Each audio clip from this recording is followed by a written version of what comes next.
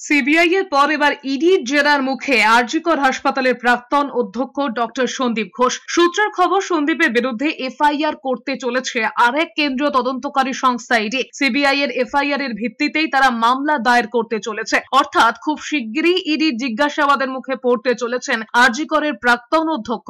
অন্যদিকে ইতিমধ্যে টানা 10 দিন ধরে আরজিকরের তরুণী চিকিৎসকের ধর্ষণ খুন মামলায় তাকে সিবিআই এর প্রশ্নের মুখে পড়তে হয়েছে। এছাড়া আর্থিক দুর্নীতি মামলায় তার বাড়ি গিয়েও তল্লাশি চালিয়েছেন তদন্তকারীরা। এবার ইডির পালা। এর আগে 9 আগস্ট আরজিকর হাসপাতালে তরুণী চিকিৎসকের ধর্ষণ খুনের মামলার তদন্তভার সিবিআই এর হাতে যাবার পর তার আমলে হাসপাতালের অন্যান্য আর্থিক দুর্নীতির বিষয়টিও সামনে আসে। সেই দুর্নীতির তদন্তে প্রথমে সিট গড়েছিল রাজ্য।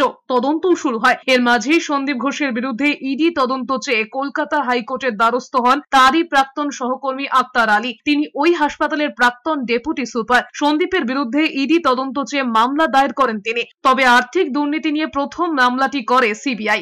এবার ইডিও সেই এফআইআর এর ভিত্তিতে এফআইআর করতে চলেছে বলে খবর। শুধু সন্দীপ ঘোষই নয়, ইডির এফআইআর এ আরো কয়েকজনের নাম রয়েছে বলে খবর।